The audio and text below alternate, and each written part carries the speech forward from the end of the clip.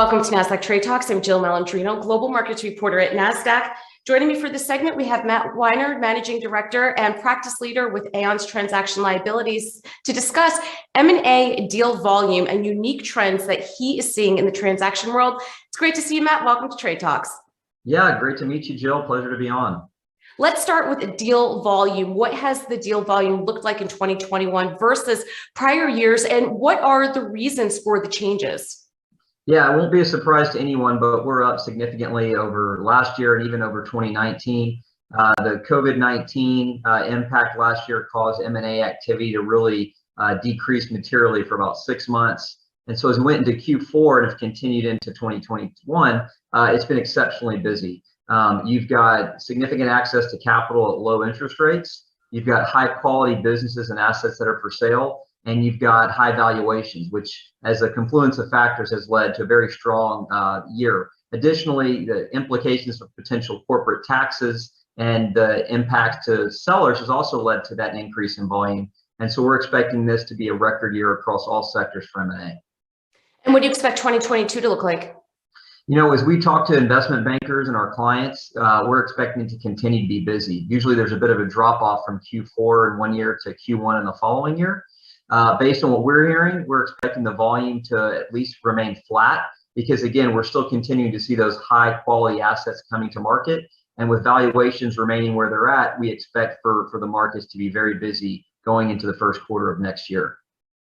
Are parties structuring their transactions any differently than has been historically customary?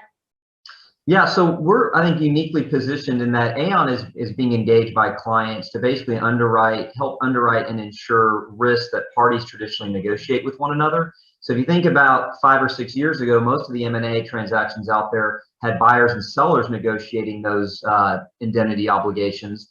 And, you know, it led to quite a challenge sometimes to getting to the right place. Where we've been involved is to actually take those indemnities and find markets that will insure them. And so one of the biggest transaction structure changes we've seen this year is the idea of what's called a no recourse transaction, meaning sellers are really structuring their transactions to effectuate clean exits. So they're really at closing taking home 100% of the proceeds and telling buyers to wear all of the risk for post-closing liabilities, which has led to the increase for insuring those risks. So I think that's really one of the biggest differences we've seen is this idea of sellers really being able to structure a transaction as a true walkaway. And outside of valuation, what do you find parties are focused on when evaluating potential transactions? Yeah, so clearly, valuation is probably the driving factor that takes a bidder in a process from the opening salvo to the second or third round. But I think that as these transactions are being truncated, the focus on due diligence and on potential liabilities that you're going to inherit as a result of acquiring that transaction has become very important. So we've certainly seen an increase in the use of quality of earnings, right? Looking at the financial statements with sophisticated third-party advisors become important.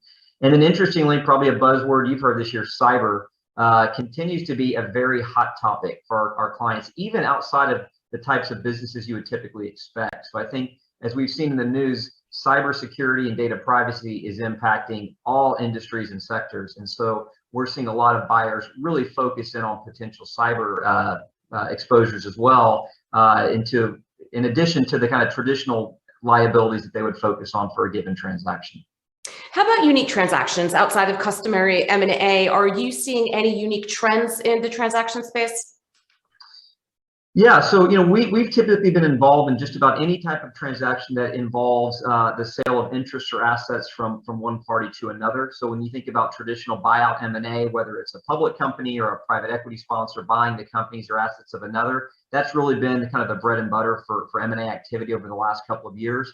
But interestingly, over the last 18 months, I think we've seen a couple of unique transaction structures really coming into light. So the first would be Carve Outs. We're continuing to see more and more transactions where businesses are looking at their overall portfolio and saying, what are the kind of non-high growth revenue generating business lines, or what are the areas that are our key core focus? And they're looking to effectively shed those assets to someone who places more value on them. We've also seen a huge surge in SPAC transactions, which I know you have as well. And so we've been intimately involved in helping to structure risk allocation on the D-SPAC, where the SPAC's identified its target. is going to make that acquisition. The parties are looking to basically transfer risk away from the various investors in the transaction.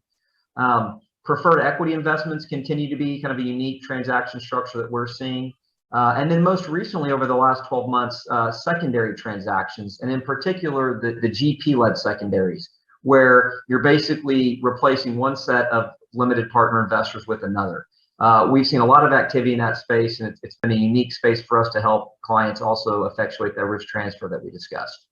Right, and Matt, you had mentioned Carve Outs. Explain to us on a high level what that is. Yeah, so if you're a large public company, for example, and you've got 8 different business segments, you may look at 1 or 2 of those segments and say they're not core to your business function or core to your growth story. They may be fantastic businesses that generate free cash flow and are otherwise very profitable, but they may not be the core segment for that particular business. And so rather than selling your whole company, you may look to carve out that particular business segment. And you see this sometimes from activist investors who will look at a public company and say, you need to focus on your core business and you need to shed non-core assets. Those public companies may engage in carve-out transactions. And there's always going to be a litany of prospective buyers, whether private or public, that will look at that particular segment and say, it may not be core to you, but it's core to our business. And they're able to acquire it and to integrate it with their existing business to generate a much healthier business going forward. All right, Matt, we appreciate the insight. Thanks for joining us on Trade Talks. I'm Jill Malandrino, Global Markets Reporter at Nasdaq. Thank you.